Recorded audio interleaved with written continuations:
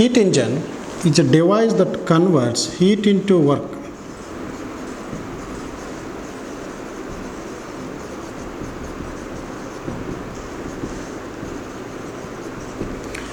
The best examples for heat engines are here. We can write a steam engine is a heat engine which uses the heat energy to convert that into mechanical work. Similarly, if you take the petrol engine or diesel engine,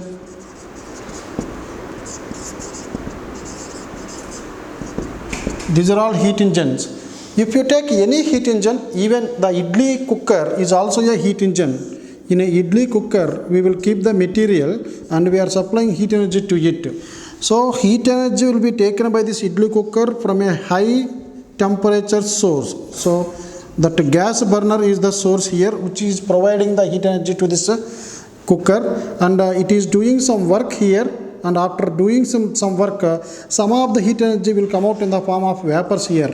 So it is the heat lost to the surroundings, but here we will call it as a shrink. Shrink is nothing but the atmosphere that is surrounding this idli cooker. So in any heat engine, whether it is steam engine or petrol engine or diesel engine, or even if you take this idli cooker, what are the main components or elements of the heat engine? The main elements of the heat engine are, the first one is a source that provides or that gives the heat energy to the system or this engine. So this is the source at high temperature.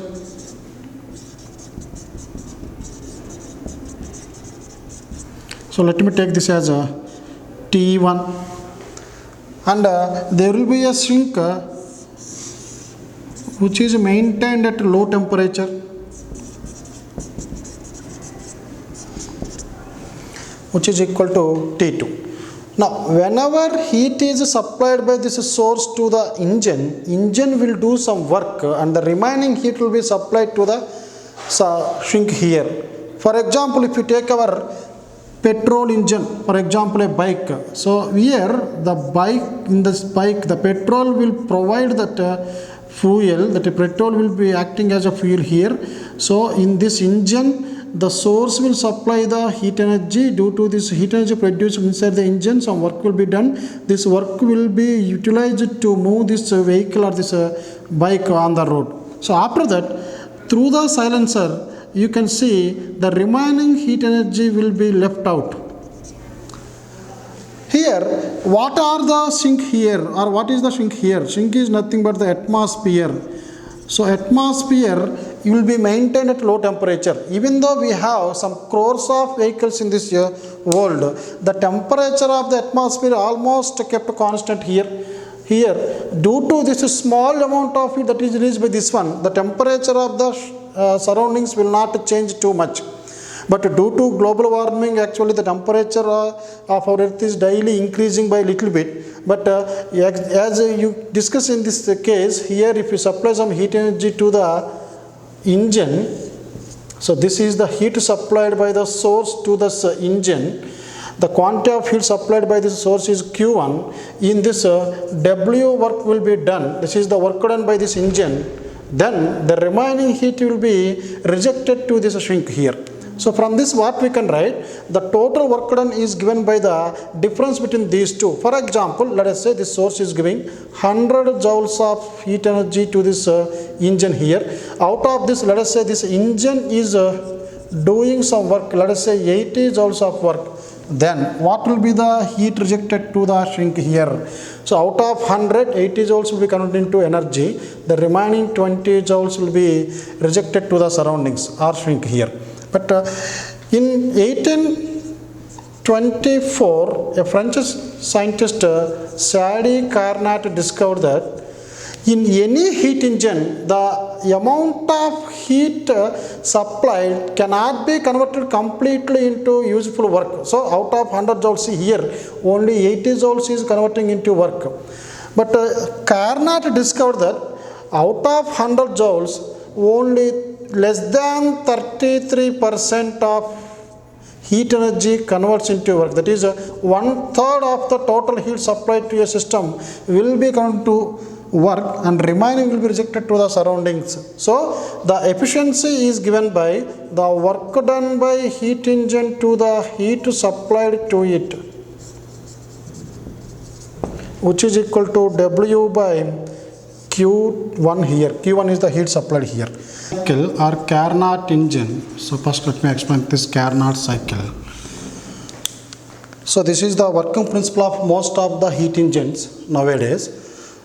According to this Carnot cycle, a cycle which is a cyclic process here. Cyclic means the process will be repeated and comes back to its original position after some stages is called a cyclic process. That's why it is called a Carnot cycle here. Carnot cycle consists of two isothermal processes. One is isothermal expansion. It's a slow process where the temperature of the system remains constant, and isothermal compression. To have the maximum efficiency, the Carnot engine consists of 4 cycles here, 4 processes here. The first one here I am going to take pressure. This is volume.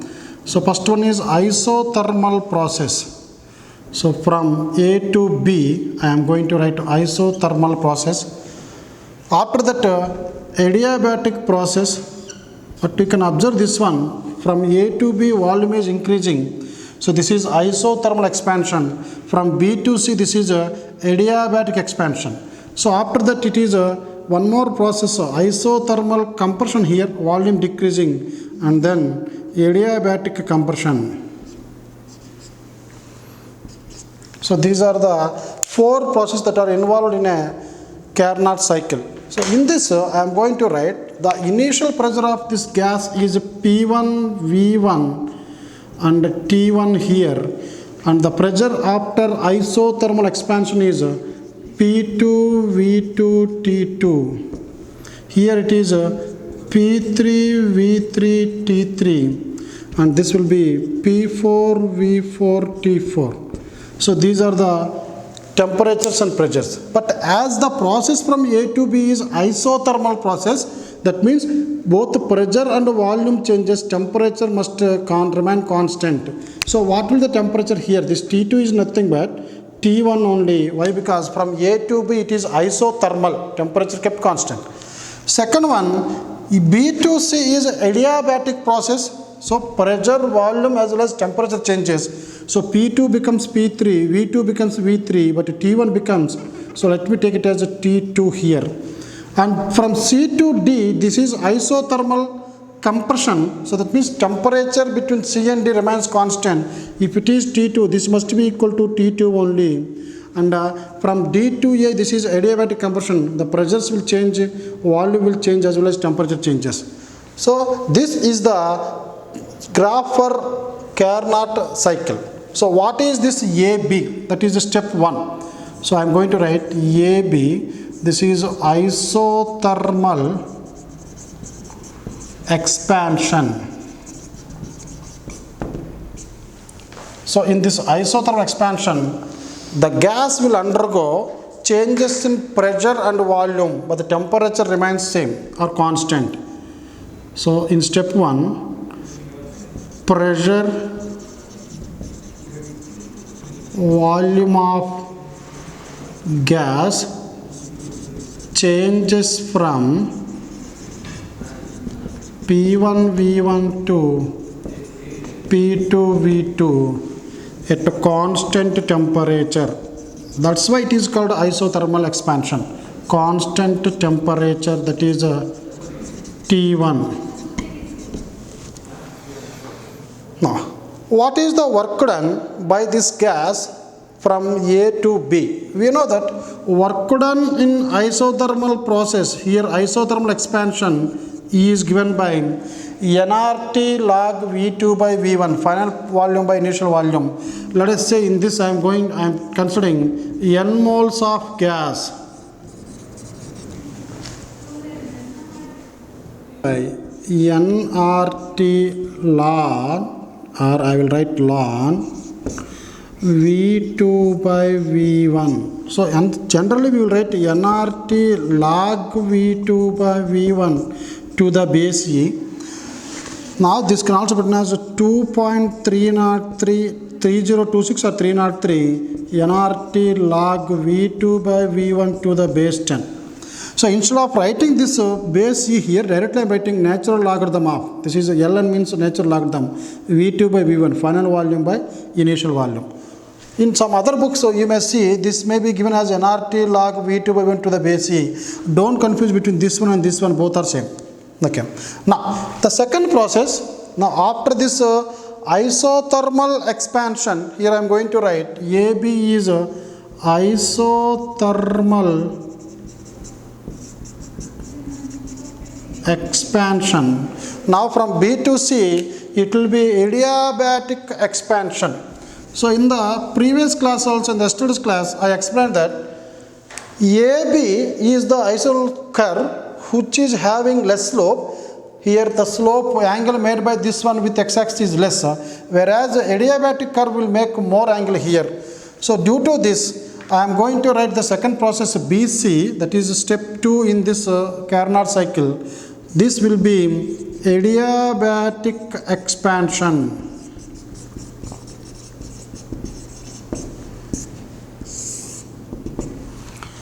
In this adiabatic expansion, pressure, volume and temperature changes from P2 V2 T1 to P3 V3 T2. So pressure, volume, temperature changes from P2 V2 T1 to P3 V3 T2.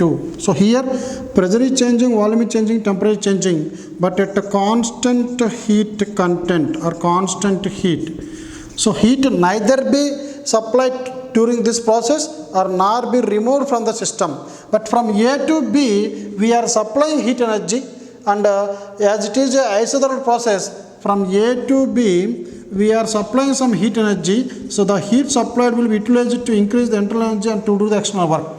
As the temperature between A and B remains constant, the temperature remains constant means thermal energy of the system remains constant. So change in energy, internal energy will be 0. The total heat supplied will be utilized to do some external work only. So during AB isothermal expansion, the total heat supplied to the system during that slow process is completely utilized to do external work. Now here, what is the work done from B to C, that is adiabatic expansion,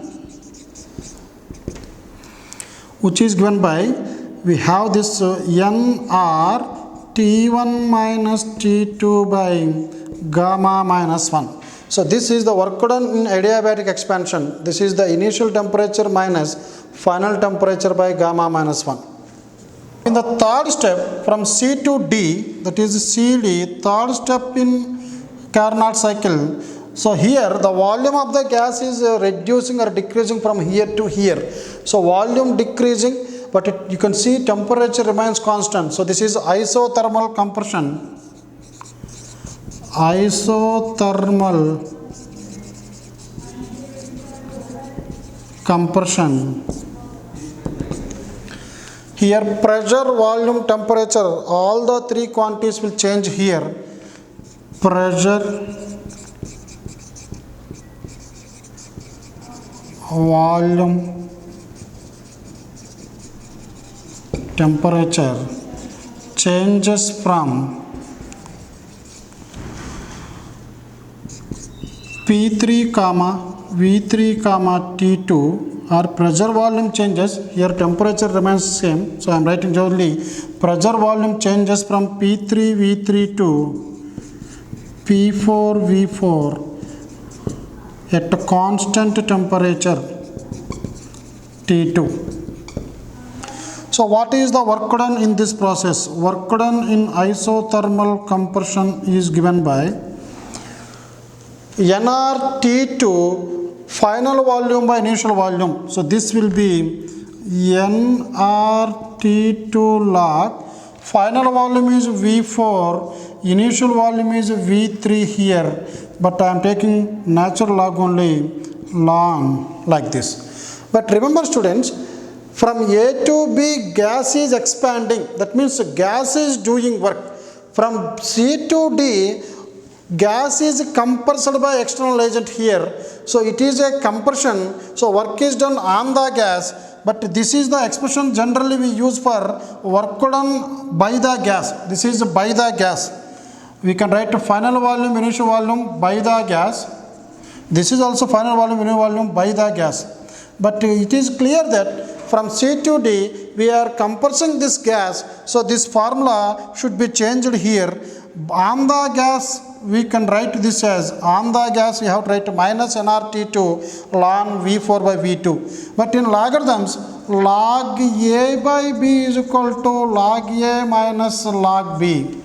But what is this minus log A by B?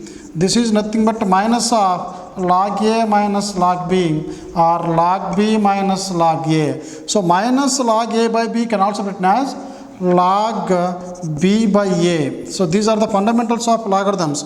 So instead of writing minus here, if you want to take only the positive value, you can write minus nRT2 ln V4 by V3 can be written as plus nRT2 log V3 by V4. This is the work done on the gas. Now here this volume changes from here to here. What is this fourth process? That is the fourth step in this Carnot cycle, that is from D to A. Here also the volume is decreasing here, volume V4 to decreasing to V1 here. So this is also work done on the gas. So I am going to write dA, which is equal to adiabatic compression. So in this process, adiabatic compression, pressure volume changes, but the temperature also changes here as it is adiabatic compression. So pressure, volume and temperature changes from P4 V4 T2 to P1 V1 T1. But here also we are not going to add any heat energy to this one, and we are not going to remove heat energy from this one. So heat is neither added or not removed through this process from C to D to A. Now what is the work done in this adiabatic compression? Generally adiabatic compression is done by NR, final temperature minus initial temperature by gamma minus 1. This is work done on the gas during expansion, but this is adiabatic compression. So generally we will write NR. Here in this process, initial temperature, final temperature, when a gas is expanding, generally initial temperature is more, final temperature will be less. As it is expanding, it loses heat energy. But here heat is not lost by this one, but as it is expanding, the temperature will decrease. So T1 greater than T2. But here, it is compressed here, when the gas is compressed, T2 will be at low temperature and T1 will be at high temperature. But in the process generally, here while writing this equation, initial temperature to final temperature, when the work is done by the gas, but here work is done on the gas. But by the gas, this formula will be initial temperature T2 minus T1 by gamma minus 1. This is the final temperature, initial temperature minus final temperature. Here also I am writing initial to final. Here also I am writing initial to final. So this is the initial temperature T2 and final temperature T1. This is work done by the gas. But as it is a compression process, it should be changed as minus NR T2 minus T1 on the gas. Instead of writing minus, you can write NR. You can reverse this one, NR T1 minus T2 by gamma minus 1. Now these are the four different works done in this Carnot cycle from A to B, B to C, C to D, D to A. Now I am going to find out the total work done in this process. So what is this total work done? You can see this is A, B, C, D. Total work done is given by total work done in Carnot cycle is given by W is equal WAB plus WBC. So these are the two works done during expansion of this gas, that is isothermal expansion. The second one is adiabatic expansion. This is adiabatic expansion. This is isothermal compression.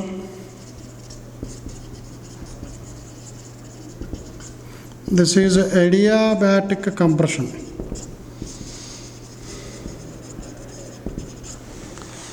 Now, to find out the total work done, how to find the work done here? The first work done below AB, this is the work done during isothermal expansion.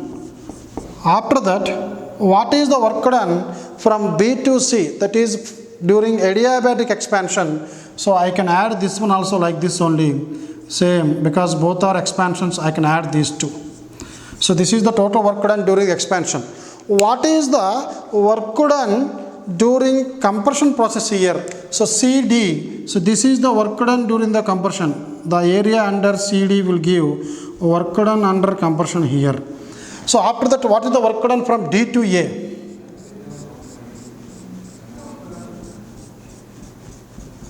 So here during expansion work done is positive, during compression work done is negative. So I am going to write minus WCD minus WDA. So these are the four work dones here. So what is the total work done or net work done in this process? The total work done is given by what is work done during AB. During AB, this is the work done. So let me write this as nRT1 ln V2 by V1 plus work done from B to C is nRT1 minus T2 by gamma minus 1. Then work done from C to D, this is the work done on the gas, but I need to subtract this area. So I got this area. This area is given by this value. So I need to subtract this one. So minus nRT2 ln V3 by V4 minus the final work done during this process, this one. So that also I need to subtract as it is a compression process. So I can write nRT1 minus T2 by gamma minus 1. From this you can see these two work dones are equal and opposite. One is during expansion, one is during compression. So after that, the net work done will be given by W is equal nRT1 ln V2 by V1 minus nRT2 ln V3 by V4. So this I will take it as equation 1. So after finding all these work done, so now I got the net work done in Carnot cycle. To find out the efficiency of this one, efficiency of any engine is given by work done by heat supplied. In this diagram, you see from A to B, heat is supplied for the gas to expand. So from A to B, heat is supplied. From B to C, as it is adiabatic process, no heat is applied to the system, no heat is removed from the system. From C to D, here this is a isothermal compression. When we are compression, we will remove the heat, we will not supply the heat. So only heat is supplied from A to B. And once again from D to A, this is adiabatic compression, no heat is supplied or removed from this one. So heat is supplied only from A to B. So here I got work done, and now I got the heat supplied in this process. Heat supplied is only during that AB process. Heat supplied Q is given by, as it is isothermal expansion, already I explained here, dQ is equal to du plus dW. du 0 for any isothermal process. So the total heat supplied is nothing but the work done. So what is the work done in AB? This is the work done in AB here. So heat supplied is also equal to nRT1 ln V2 by V1, this is equation 2. Efficiency of Carnot engine eta is given by work done, net work done by heat supplied in this system. So efficiency is equal, here from equation 1 I got work done, from equation 2 I got heat supplied here. So I am going to write nRT1 ln V2 by V1 minus nRT2 ln V3 by V4 by nRT1 ln V2 by V1. You can see these two are equal, so this by this will become 1. So I need to write only this by this. So efficiency is given by 1 minus this by this is 1. Now this is a nRT2 ln V3 by V4 by nRT1 ln V2 by V1. You can cancel nr here as they are constants. The efficiency is given by 1 minus T2 by T1 ln V3 by V4 by ln V2 by V1. So this is the expression now. Now I need to find out the relation between V1, V2, V3, V4. In this process I am going to consider the adiabatic process that are taking place between BC and DA. In any isothermal process or adiabatic process, in this case here in BC, we know the relation between pressure and volume. So this is PV power gamma is K. But here I need the relation between volume and temperatures only. So this term consists of only volume and temperatures. So from this we can write T1 V1 power gamma minus 1 is equal T2 V2 power gamma minus 1. This is the temperature volume relation in adiabatic process. So first let me take from B to C. Here temperature is T1, volume V2. So I am right to write T1 V2 power gamma minus 1 is equal. Here if you write T2 V3 power gamma minus 1. This is the relation between temperature and volume. Now I am applying this formula for BC process so that I will get the equation 1. Similarly, if you apply the same expression for DA process here the initial volume is this here for this process, initial volume is V4, temperature is T2. So T2 V4 power gamma minus 1 is equal, here temperature and volume are T1 V1 power gamma minus 1, this is equation 2. Now what we can write from the, this is equation 3, I am writing, this is equation 4. From 3 we can write T1 by T2 is equal, this is T1, bring this T2 here. This will become V3 by V2 whole power gamma. Similarly, from this equation, what is T1 by T2 here? This T1 by T2 is taken as, this is T1, if you bring T2 here, this will become V4 by V1 whole power gamma minus 1. You can say this is a T1 by T2, this is also T1 by T2, that means these two must be equal here. So from this third and fourth equation we can write, this and this must be equal, that is V3 by V2 whole power gamma minus 1 is equal V4 by V1 whole power gamma minus 1. As these powers are equal, you can neglect this power. So this is V3 by V2 is equal to V4 by V1. You can say this, you can exchange these two. Instead of V4, you can write V4 here and V2 here. Now V3 by V4 is equal to V2 by V1. You can see this V3 by V4 here, and here we have V2 by V1. As these two are natural logs, these two will be equal to 1 here because these two can be cancelled.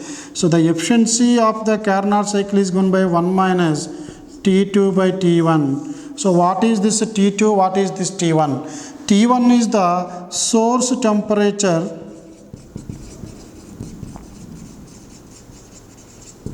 and T2 is the sink temperature.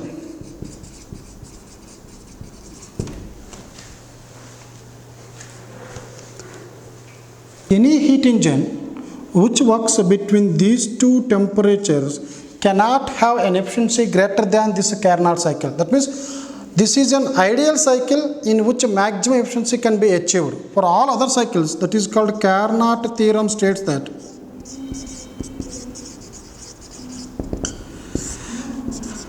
any heat engine working between two given temperatures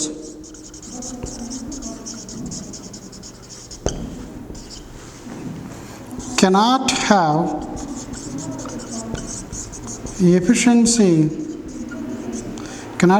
more efficiency than Carnot cycle working between those two temperatures only.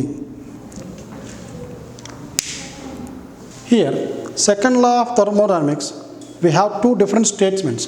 The first one given by Kelvin and Planck. So according to this statement, no process is possible whose sole result is absorption of heat from a reservoir and a complete conversion of that heat into work. If you take any process, that process cannot complete the complete heat energy into work. That means the efficiency is always less than 100%. So there is no process in this universe where whenever some heat is supplied from a reservoir, the total heat cannot be converted into work. That means according to this statement we can say that some quantity of heat will be rejected to the sink. So this is given by Kelvin Planck statement. The second statement given by Clausius, according to this, no process is possible in this universe whose sole result is the transfer of heat from a colder object to the hotter object. Let us say if you take a body at low temperature, and generally we know that this is the hot body here. Heat flows from hot body to cold body. This is hot body and this is cold body. So there is no process in the universe in which heat flows from cold to hot body.